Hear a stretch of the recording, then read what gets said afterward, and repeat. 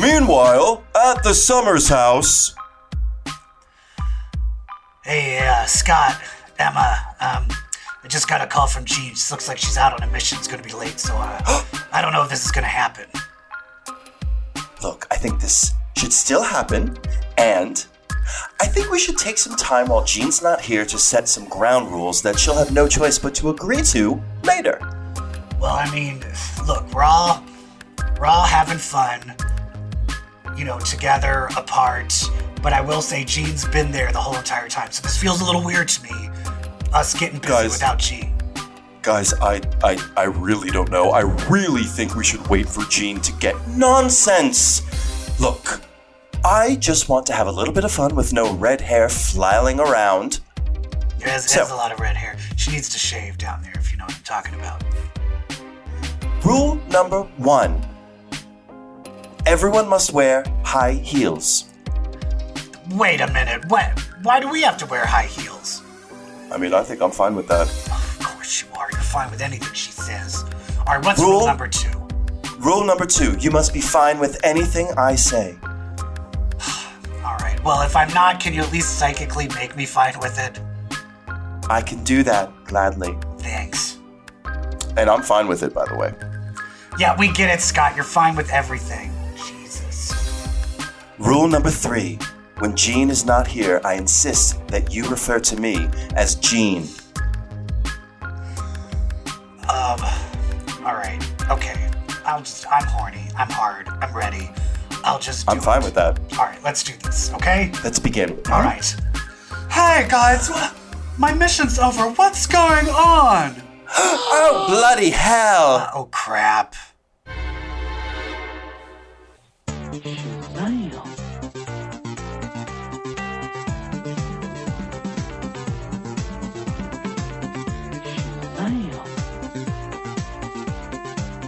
And that was a scene from the latest X-Men number 8 by Jonathan Hickman, right, Brett?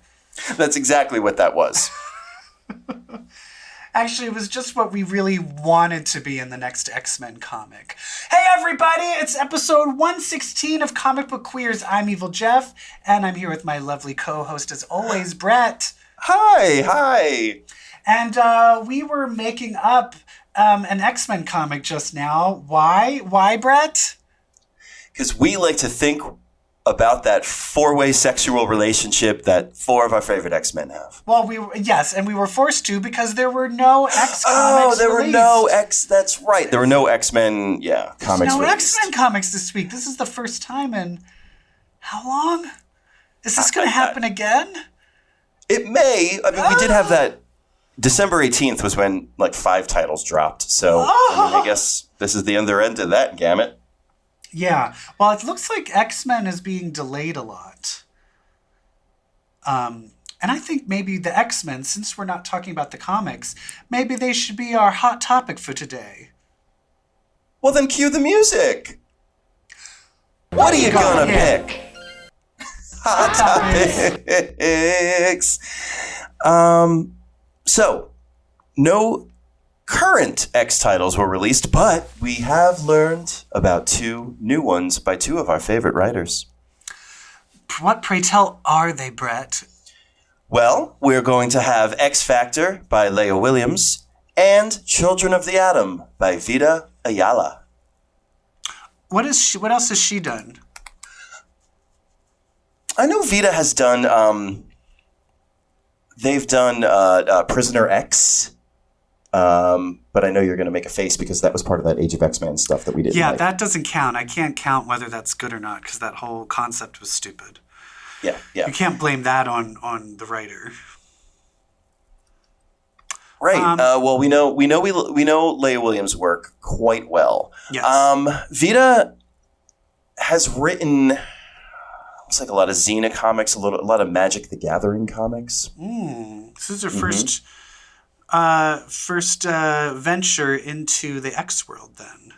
Other than Prisoner X. That doesn't count. We just established that doesn't count. Yeah. Well, let's talk about. Let's hold off on the the Children of the Atom real quick. Let's go into X Factor, because at least that's something that's more familiar. It sounds like this is the 5-book, actually, right? Yeah, it sounds like this is the 5-book, and it's not about the 5. Well, I'm sure they're going to be prominently. Oh, absolutely. But it's about the people. If somebody dies, they need to go and figure out the protocols of, are they really dead?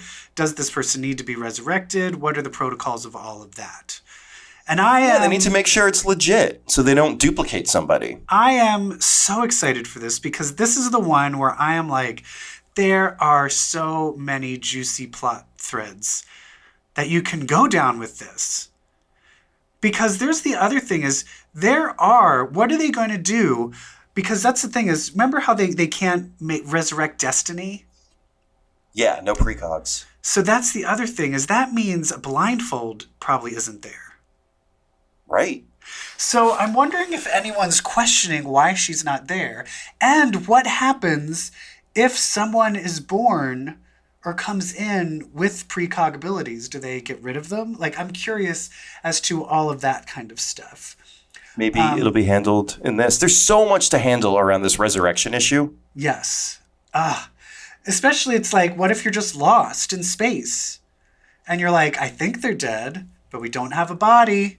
And then you resurrect them, and then there's going to be 2 of them. I guarantee you there's going to be 2. Yeah, that's what they're trying to avoid. Well, that's the whole thing that they can't do. That's the whole reason for this team. This is all leading way for another Bloodstorm moment. I'm just kidding. Oh, my God. Leah Williams even said that they're going to raise the issue of what if someone identifies with the gender that they are not on the outside, and what if they die having never really lived as the gender they identify with, and what if they want to come back as the gender they identify with? Wow. Yes! That's amazing. I love that. Right, so that's going to be in there. That is like the best idea of it's like the best confirmation surgery in the world. Of like you literally just reborn in the right body. Mm-hmm. I love that. Of course, Leah Williams is going to be the one to address all of this. Of course, she's amazing. And then Children of the Atom. Wait, what else is she writing right now? She just got done doing Gwenpool Strikes Back, right? With the artist David Baldion that she's going to be doing this book with, X Factor with. Yeah. All right. And so now that brings us to Children of the Atom, which Children of the Atom. What is this? Because it looks like it's the sidekicks of the X-Men. Well, it's teenage mutants who have idolized the X-Men. So what I hope is they're dressed like these X-Men, not because they have the same powers, but because they're like, oh, this is the one that I love. They're cosplaying as their favorites. Yeah. Maybe, but their powers, if that is even them, who knows with these covers? I mean, I'm sure it is. If that is depicting their powers, the cover we've seen them on, it seems that they have powers very similar to Cyclops, Gambit, Angel, Nightcrawler, and Jean Grey. My main problem is I'm very wary of creating new characters. There's just so many X-Men already. I know. I'm like, I guess but I'm going to allow it, and hopefully this will be good. I'll allow it. Oh, thank you. Oh, did you hear that, Marvel? Proceed. And hopefully it'll be acceptable. I'm sure it'll be great. It's funny. It's like I wonder if these characters, if they are indeed similar to current characters, if that's a symptom of not wanting to invent something too different. I don't know. Yeah. And there actually is another book coming out. What? Chris Claremont. There's actually 2 other books coming out. Chris Claremont is doing like an addendum to Love. Was it Man Loves, God Kills, or God Loves, Man Kills? God Loves, Man Kills. He is? Yes, you didn't read about that? No. What are you talking about? Oh my God. Look it up, honey. Google it. Look it up? Yeah, it's weird because they're saying it was like someone was like Claremont's coming into Hickman's world, but then it was from the way that was, I was like, but didn't this happen a long time ago? Is it a continuation now, or is it a continuation like right after that happened? Oh, set it in the past. I don't want him messing with the current continuity. I know. That one's weird though because that has Kitty Pryde saying the N-word. Kitty Pryde has said the N-word twice in the X-Men comics. Remember when she calls Stevie She says the N-word to Stevie. And she's doing it to make a point, but it's still very uncomfortable. I'm sure she's aware of it, and I'm sure she cringes when she thinks about it. Yeah, because that was in the 1980, even though it's just weird thinking like she was 13 in 1980. Yeah. So that means, oh shit, Kitty Pryde would be in her 50s. Isn't that crazy? That is crazy. Kitty Pryde Thank would be goodness she's not. Right? And now she's supposed to be 22? I guess? Something. Wait, I need to like make a chart again of that one where it had the ages of everybody. Sure. But there's another comic where Alan Davis, one of my favorite artists of all time, is doing a Nightcrawler. Yeah. He's doing a Nightcrawler comic. Yeah, another edition of the Giant Size X-Men series. Yes. So far we have Jean and Emma. We have Magneto. Are those like one giant size issue and that's it? That's it. One shot. I feel like they're gonna do one for each member of the Quiet Council. Ooh. I like that. So far it's all Quiet Council people. I'm down for that. Yes, the whole thing's very exciting. So a lot of X books coming out in lieu of none coming out this week. Hey, I have one more hot topic I want to talk about. Okay, I'm here for it. Are you? Because are you fucking kidding me that the movie that got the most Oscar nominations is motherfucking Joker? Are you serious? Are you serious? What world is this? What world are we living in? Did I tell you, on my Uber to the airport to go home for Christmas, we got Mr. Straight Movie Man. And he was like, so you guys in the industry, like, you know, I'm trying to be in the industry, you know, blah, blah, blah. Like, this Uber driver was just like, best movie of the year, Joker. And like, fuck me and Joe were just looking at each other like, of course. Of course. He's like, I mean, nothing came close to Joker. Like, people fucking love it. He's going to win best actor. I mean, that's fine. Like, him winning Best Actor is not nearly as offensive as Todd Phillips even getting nominated for Best Director. Oh my God, my friend said the funniest thing. I don't know if I said it on here before, but it was just like at the Golden Globes, they were like, how come at the Golden Globes, Renee Zellweger looked like the Joker and Joaquin Phoenix acted like Judy Garland? That's true. It's true. Oh my God. I can't. I hate this world. Well, all I know is that at least Parasite got nominated for Best Picture, and so that made me happy. But and Knives Out got best original screenplay nominated. Yes, so that's good. yes. So but then the little, what her name, Greta Gerwig, nomination. She did such a better job directing that movie than Todd Phillips did Joker. It is so of course, offensive. Of course, it is offensive. Offensive. Anyway. Yeah, but then people are also mad. It's weird because it's like 1 year we'll have so much diversity. And then the next year, like, none. Nothing. It's like we can't get it together.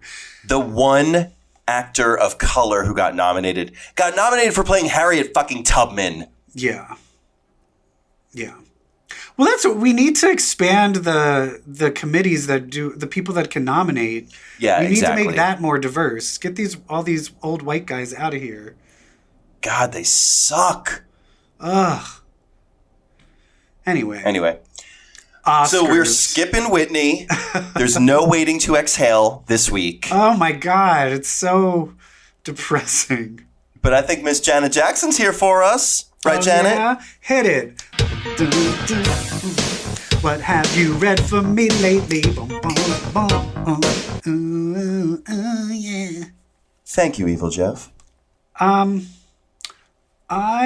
did not read a lot. Oh my God, we do a comic book podcast. Here's the thing. I was going through the stuff I normally read, and there wasn't a lot. There was only two things. So then I'm like, what else could I read? And then I like went through the Independents. I went through DC, and I literally was like, I'd rather stab myself in the eye than read There was nothing. I have no DC book this week. I need to catch up on the Buffy world, but I'm so far behind. I need to like a really time to like sit down and just dive into it. That being said, what I did read was great. What did you read? I read something called Jessica Jones. Oh, Jessica Jones Blind Spot, #1 by Kelly Thompson and Mattia D. Lewis. The same team that did Purple Daughter.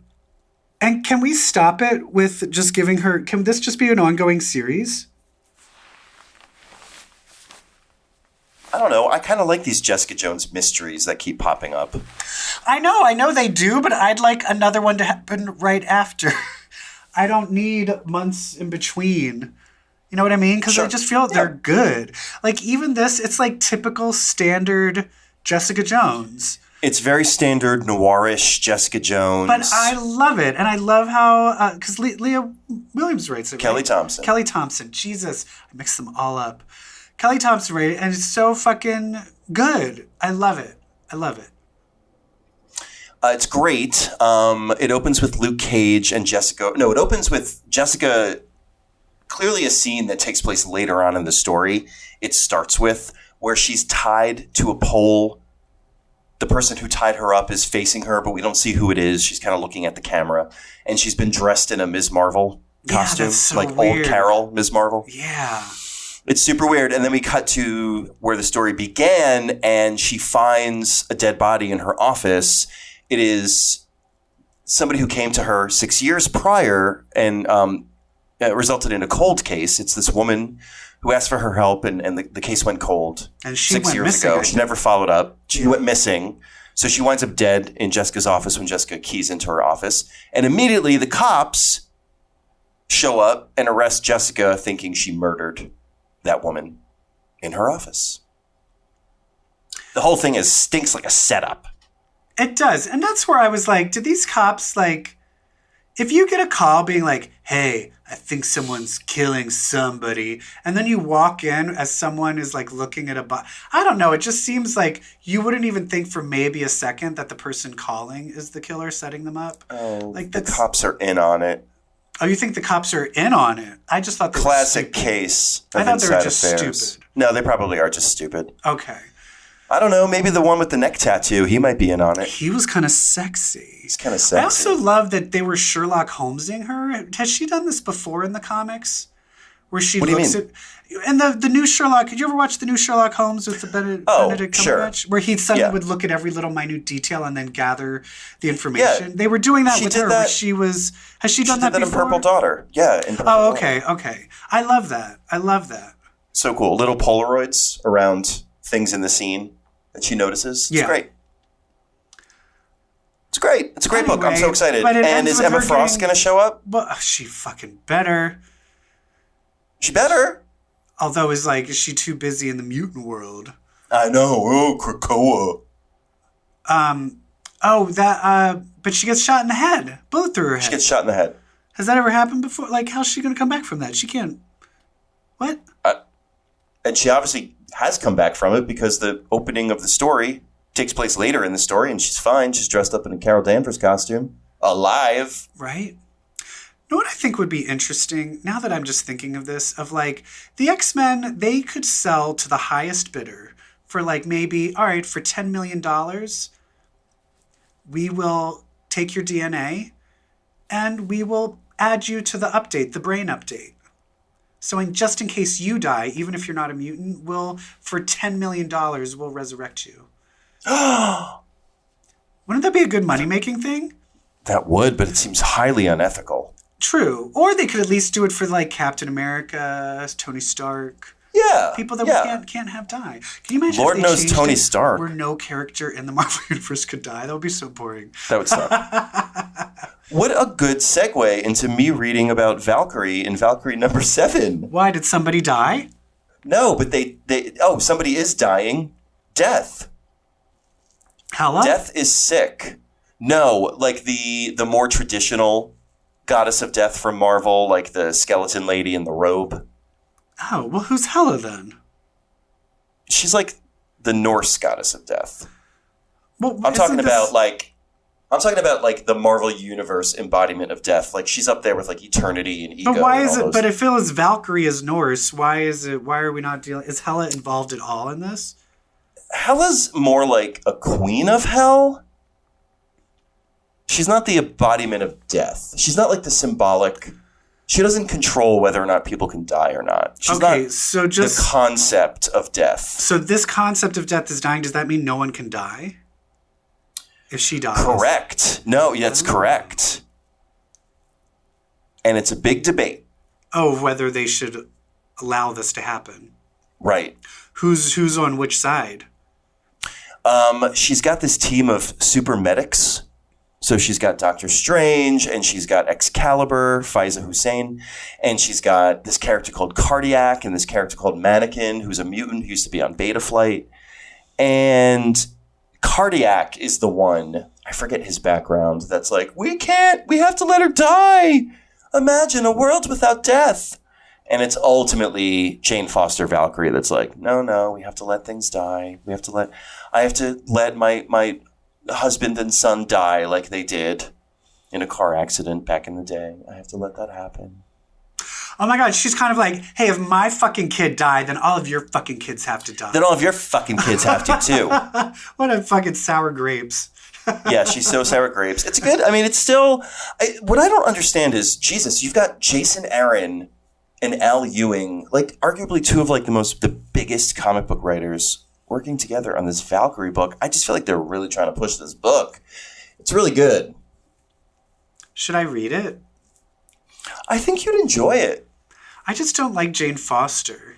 Why? I don't know. I feel like she's dumb. I don't know. I just didn't care. I didn't like the feat, like when it came out as Thor and you didn't know it was her yet. Like, I didn't care. I don't know. What is it? What is it? What is it about me that I don't like her? Am I misogynist? Is it because I hate Natalie Portman? No, I don't hate Natalie Portman. Yeah, you can't even keep the female X-Men writers' names straight. I know.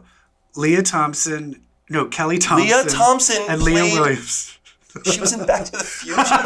No, that's why. I'm just going to call it all Leah Thompson. But I mix them up all the time. Because their names are Leah Thompson. Leah Thompson. Leah Williams. Kelly Thompson. Leah Thompson. Kelly Williams. All right, whatever. Calvin My misogyny needs to be put into check. So I will try to read. I will try to catch up on Valkyrie to put me in check. Thank you. All right. You mentioned Thor. Speaking of Thor, so Donny Cates is taking over for Thor. So Thor #1 came out. And guess who the bad guy is? Who? It's more like Null, like more fucking Venom, Silver Surfer Black, the symbiote god. Oh, the new symbiote, big powerful one that got released or whatever. Who cares? No, I refuse. You refuse? As soon as it says symbiote, I'm dead in the eyes. Dead in the eyes. I don't care. So long story, Galactus he falls into Asgard, like right on his back, and like so many people die because he's so big. And he's like, the Black Winter is coming. And it's like, oh my God, it's going to be the god Null, isn't it? Because you said black. And then Silver Surfer Black shows up and he's like, it's totally the guy. And then all of a sudden Galactus and then Thor brings all of Galactus's heralds together and it's Fire Girl and Rockman. And then, spoiler, I'm just going to spoil the end of Thor #1. So skip 30 seconds. Galactus makes Thor his new herald. What? He's the Herald of Thunder. And Thor's the king of Asgard now. He's got all the stuff he has to do. But aren't they supposed to be finding new worlds for him to devour? Yeah, so Silver Surfer's like, so peep this, everybody. There are 5 planets that are so unique to their energies that they carry and hold, that if Galactus were to eat any one of these 5 planets, he would become super powerful. I've been keeping this a secret the whole time, and Galactus was like, even when you were my herald, you didn't tell me about these super delicious energy-giving planets. And Silver Surfer's like, you're right, I didn't. And Galactus is like, you were able to lie to me? I'm impressed. This is the emo, like the way you're describing how everyone's talking. It's so emo. Oh my so God, emo. I can't believe you didn't fucking tell me. Ooh. I don't know. I feel like Donny Cates is super emo, and that's why he turned Silver Venom Surfer Goo black. into a god. And Silver Surfer is black. Like, oh my God. Like, I just imagine this whole thing. Like, I need to play like Joy Division, like while reading this comic. Love will tear us apart again. Hey, so is Earth one of these planets, or did they say which No. planets are? Maybe. I don't think so, though. But you don't know which planets are which. No, he just like drew them. He didn't name them. Oh. Yeah, everyone's sad. Okay. Well, that sounds dumb. Anyway, I read The Runaways, but I don't want to talk about it because you've started to catch up. I just read volume 1. All right. How are you feeling about it? I don't want to get too into it. I love it. Yeah, it's good, right? I love Chris Anka's art. I just love every character. I love that they affect each other so much. It's such a relationship. And isn't it refreshing how little fighting and battles there are? Yeah, for real. It's kind of amazing. So the only battle they've had so far with a bunch of telepathic cats, which is great. So let me ask you this, though. I don't want to talk about Runaways, but lately I've been thinking about whether or not they had code names. And so they did, like, because it was the line, you made us call you Arsenic. And I remember, Gert was Arsenic because she had old lace. And Niku is Sister Grimm. Is Carolina Lucy in the Sky? Yeah, she was Lucy in the Sky. And then Princess Powerful? Power Princess. Power Princess. Princess Powerful. I can't remember. Did Chase and Alex? Yeah, they did, but I can't remember what theirs are right at the moment. Yeah, I was thinking about that. No, but I'm wondering if it happened after Alex was revealed as the bad guy. Has Alex shown up yet? No. Oh my God. What are you doing? Oh, I'm sorry. Well, I brought it up in a previous when we talked about it. Oh yeah. I expected him for some reason. I've been feeling his. I mean, well, he's not. I mean, he's been in other comics and stuff. Appeared. Is he not dead? He's like part of Hell. No, the whole. What was it called with like Hazmat and when they were like in the Hunger Games? Avengers Academy. Yeah. Or Arena. Avengers Arena. Yes. The sequel to that was the people that survived were contracted by the people who worked in Hell to work for them to do stuff. And Alex was like in Hell, like one of the people like in Hell. Yeah. Anyway, I looked it up. Chase's code name is Talkback. Talkback. Who knew? Interesting.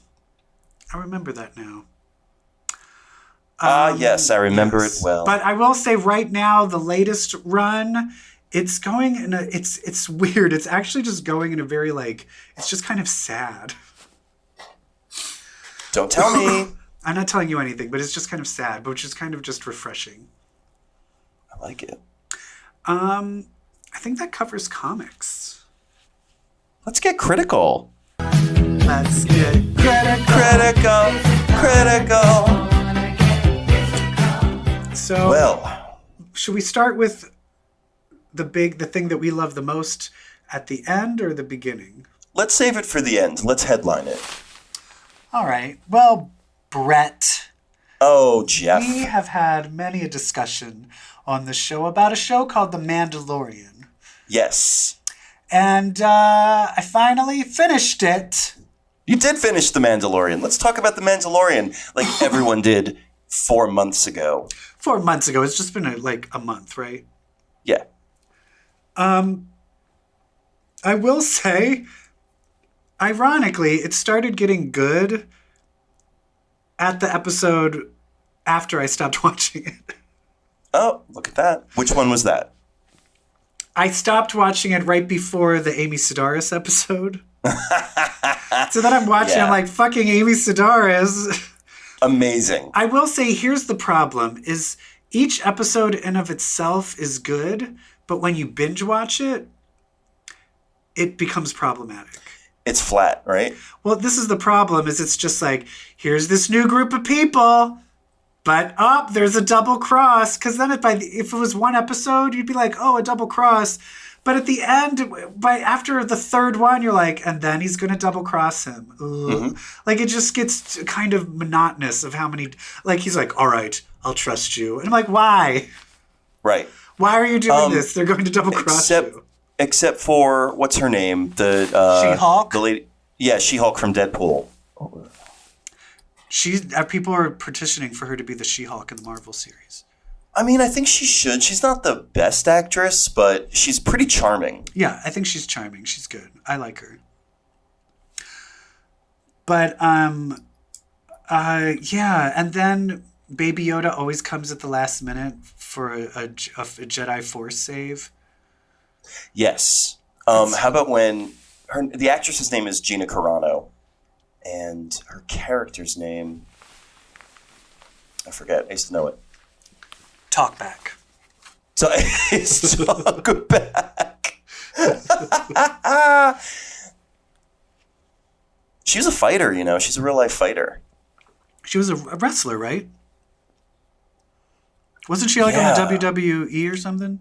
No, I think she was actually like a real fighter, like mixed martial arts. Oh, hot. Sexy, right? Bet you she could beat up Ronda Rousey. Anyone can beat up Ronda Rousey these days. She got so famous so fast and then got her ass handed to her and never won. By that other lady. Cara Dune is her name in The Mandalorian. People are talking about Ronda Rousey as She-Hulk. I heard that early on. And that would ruin the entire Marvel Cinematic Universe. I mean, the other girl's not a great actress, but Ronda Rousey is a bad actress. Fuck. I saw her SNL. It was terrible. Gina Carano. But what did you think of The Mandalorian? I mean, I think it's fun. I think it's enjoyable. I like the formula, the lone wolf and cub formula. Yeah, it is a little flat. It is kind of like similar adventure template after another in each episode. I had trouble following if there was kind of like a rising action and a falling action. I didn't think there really was. No. That guy from the Empire showed up at the end. The guy from, I think, Breaking Bad. Gideon. The cape. Yeah. But he's not like he's a new character though. Yeah, but I feel like he might be a character from one of the extended Star Wars properties, maybe? I think I tried looking him up and I couldn't see him in anything else other than Mandalorian. Okay. But who knows? That's where I wanted something more fun, like you know when like when he was like remembering being saved as a kid. Yeah. Like I wanted like Boba Fett to save him. Like I was like, we need another one of those. I wonder, is there a big contingent of people that really just wanted Boba Fett in this show? Because I used to think this was Boba Fett, the show. Me too. Yeah, I'm like, let's have some fucking Boba Fett. Because at first when they opened the door and they went to save him, he had like the little thing sticking up the antenna. And I'm like, that's Boba Fett. And then he looks around and then they all have it. And I'm like, oh, never mind. Maybe it's not. Hey, that's Boba. Wait, that's Boba Fett. That's Boba Fett. No, that's Boba Fett. No, that's Boba Fett. Moff Gideon. Moff Gideon. Now, did you ever see that Alfred Hitchcock? No. This is a tangent. Oh, where it's one of the first Alfred Hitchcocks. This woman gets sexually assaulted. And then they go to the police, but they can't find the guy. And the husband's driving home, and the wife is like, there he is. And he's like, oh my God, it is. And she's like, that's him. And then he pulls over and murders the guy in an alleyway. And then he gets in the car and he's like, he'll never hurt you again. And then they drive, and then she's like, there he is. There he is. And the husband's like, oh no. Oh, she's crazy. Anyway. The Mandalorian scene I liked the most was those two jerk stormtroopers that had Baby Yoda in a bag. That was the guy from New Girl was one of the voices. It was Adam Pally, isn't he the guy from, isn't that the guy from, no, the Happy other Endings. show? Happy Endings. Yeah. And Jason Sudeikis was the other one. Oh, it's Jason Sudeikis? Oh, okay. Yeah. But I just love when they were trying to hit the thing they just threw down to the ground. From 10 feet away and they couldn't hit it. That was hilarious with them target practicing. Yeah, that was so funny. Great. Yeah, the show had good moments. I think my favorite episode it's probably the Amy Sedaris one. Yeah, that one was really good. Yeah, because it also had what's her name? What's that Asian actress's name? Oh, Ming-Na Wen. Yeah, yeah, I love her. Oh my God. Yeah. I was kind of sad she bit it pretty fast. She did, but how about she's done Marvel, Star Wars, and Disney proper now? She's like a Disney triple threat. Yeah, I know, but she's dead in all of them. And she's dead in all of them. Didn't Mulan live? Did she die at the end? Mulan? Well, she's dead now because it was hundreds of years ago. Oh. Of course, she's not very old anymore. Yeah, man, I thought The Mandalorian is cute. I mean, what do you think of Baby Yoda? Let's just get to the heart of this fucking thing. We need more. Because right now it's just like, oh, isn't he cute? I need something more. I loved it when he almost choked out Cara Dune. Yeah. I mean, but then it was finally he was showing some sort of personality. Yeah. Yeah. And that's the thing. Did he start making noises out of nowhere? Wasn't he silent for most of the series and then all of a sudden he was all gaga goo goo? Oh, yeah. Plus, okay, so how old do you think in human years, how old is Baby Yoda? Because he walks. 50. Is he no, in human years. If this was a human, how old would he be? Oh, sure. Is he supposed to be a year and a half or 2? Yeah, I'd say a year. So that's so then it's so do we need to wait another 25 to 50 years before he can start talking? Yeah. Ugh, that's so boring. I mean, they'll probably put him in some sort of aging machine and then we'll get teenage Baby Yoda, just like Groot. They're just mapping this thing on Groot. Oh, God. Anyway, it was good, though. It was good. And you know what also made me like it better? Is because I thought the last Star Wars movie was such garbage. I'm like, this is better than that. Sure is, because it was garbage. What's your name? Hold Ray. my tongue. Ray what? Ray Chewbacca. My coworker really liked the movie. And then I was at a shoot and he went up to someone else and they're like, oh my God, did you see it? It was it was so good. It's I saw it 3 times. I saw it 3 times too. And I was like, do I engage? No. No, just we live in a world of tastelessness. Let them have, if they like it and they're that happy about it. Let them have it. Let them be stupid. Let them be stupid. All right. But something else happened. Something very close to our hearts. We've been waiting for a year. And if you're like, oh God, are they talking about this again? Yes, we're talking about this again because you should be watching the show. If you like the X-Men, then you would love The Magicians. If you like schools with people with powers and characters who keep fucking each other, then you should be watching The Magicians. Right? Come on. Fantastic start to the season, I think. I don't know. No, season 5. Season 5 has started. It felt a little all over the place. Where I felt the previous 2 seasons, they were kind of right at the get-go, it was this is what's happening and let's get going. Where this, I felt it had a lot more status quo to establish. You know what I mean? Yeah, other seasons were kind of the same thing is happening to everybody, but here the unifying event is that there's too much magic, and the whole idea of there being too much magic in the air has sent different characters on a number of different subplots. It has affected their worlds in different ways. Mm-hmm. So it was setting up I'd say 3 or 4 different storylines. Yeah, so in that way, I don't know, it was a little too much setup, and I kind of like it when they're all together. Like, I would love it if they could just all be together. So that was a little we'll get disappointing there. to me. Yeah, we'll get Yes, there. we'll get there. But other than that, it's super fun. We just had the best line of the night was "Grow a clit."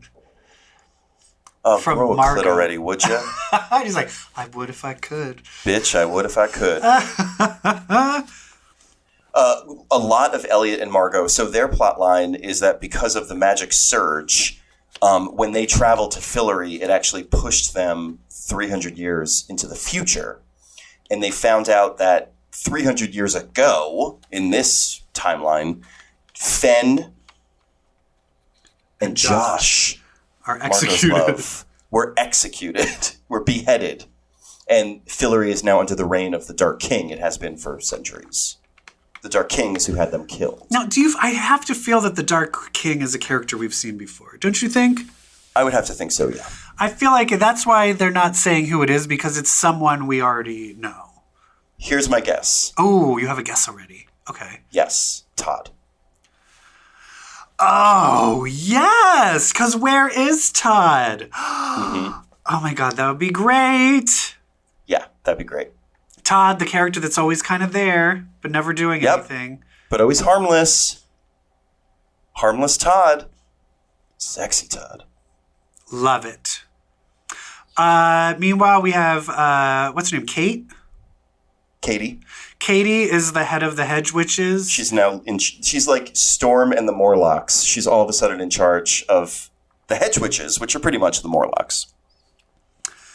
And then it's interesting because, what's the Traveler's name? What's his name? Penny. Penny is now, he's kind of like at the school. He's now teaching all the other travelers because now there's a bunch of new travelers. Now that there's so much more magic.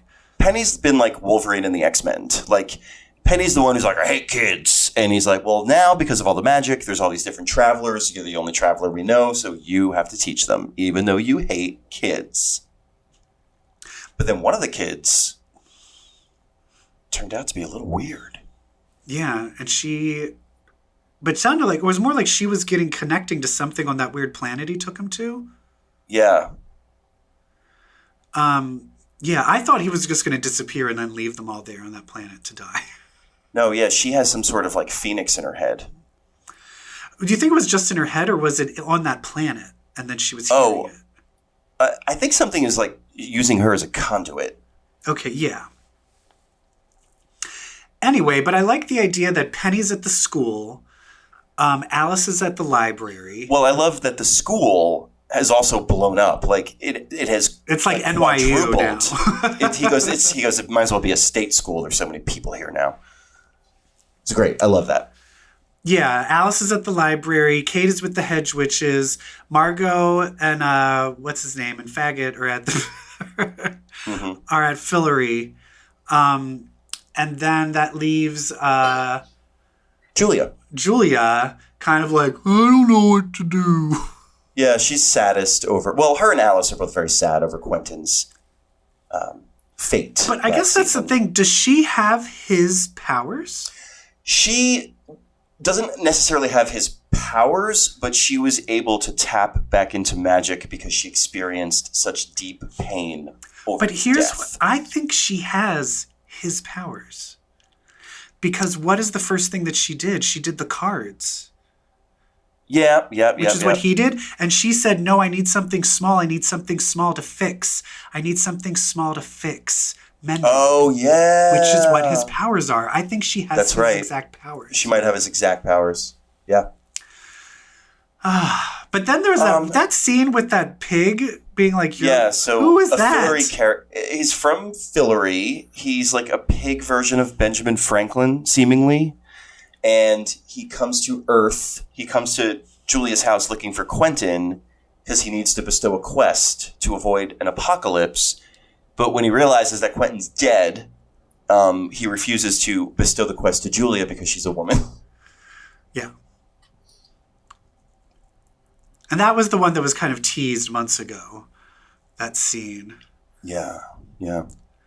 So I think it's fun, but my thing is I always am just like, I want them all together going for it, which I feel now it's going to be like 3 episodes until they start, of just like setup. And I'm like, just get to it.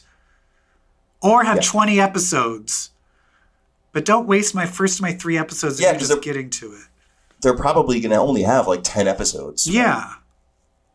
Anyway, Magicians. It's fun. Watch it. It's fun. My favorite line was when Elliot and Margot were in the future talking about the friends who have died years prior and how they have to try to stop it somehow. Margot says, we're going to endgame this shit.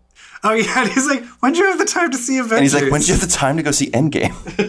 I kind of hope that that's a plot. I kind of hope that like that actually is a clue to something broader. Like, when did Margot go see Endgame? And why didn't she tell Elliot? Who did she see it with? Oh, God. Well, that's what we watched. That's all the stuff that we watched. But we have one more thing we need to discuss. Yeah. Or actually play. Yeah, we have a game to play. And it's called... What is your... Wait, I forgot what it was. What is your mutant deformity? That's right. That's right. Which mutant deformity are you? Yeah, that's right. Everyone always gets like, what magic powers do I have? If I'm a mutant, what do I have? Oh, I fly, I do this. That's not how mutant powers always work.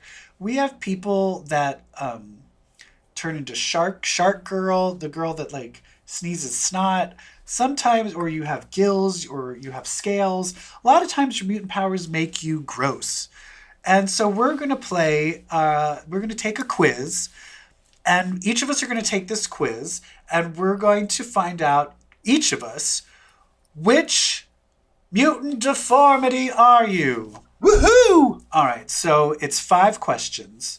Okay. Who wants to go first? Do you want to ask me first? I'll ask you questions first. Okay. All right, I'm ready. Okay. Which Knives Out character are you? Jamie Lee Curtis, Daniel Craig, Chris Evans, or Ana de Armas? Oh, I wanted to be Toni Collette. I'll be Jamie Lee Curtis. Jamie Lee Curtis, okay. Pick a cupcake. This pink one, this red velvet one, this chocolate one with rainbow sprinkles, or this vanilla-looking one.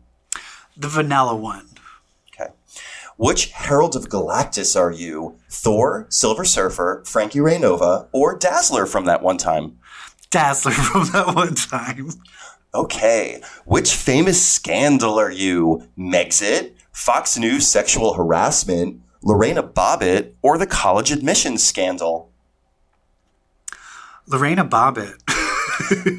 Pick an emotion. Happy, surprised, hangry, or horny? Horny. All right, let's see. But it's calculating. It's calculating.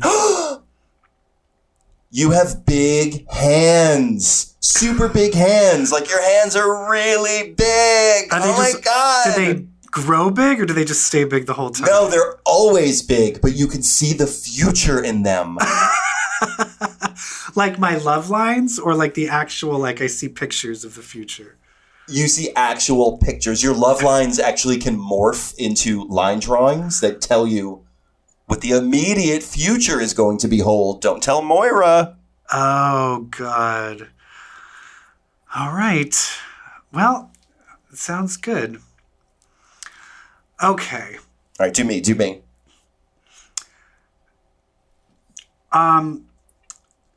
Okay.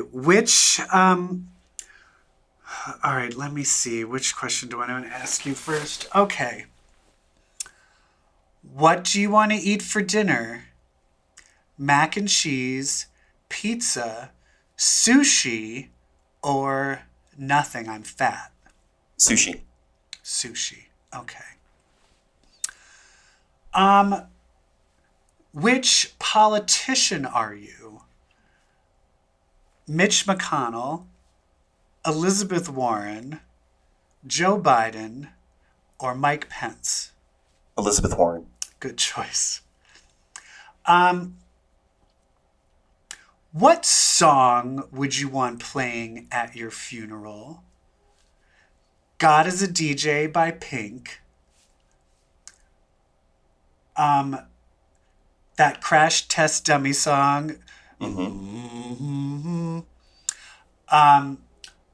Or Madonna's Vogue. Or the Ave Maria. Madonna's Vogue. Okay. That was question 3? Yep. Okay. What kind of fart are you? Silent but deadly. Loud and smellless. Long toots that sounds like a trumpet. Or a shart. Long tooth that sounds like a trumpet. Okay. And then finally, the last one. Which Clue character are you? Mr. Green, Miss Peacock, Miss Scarlet, or Wadsworth?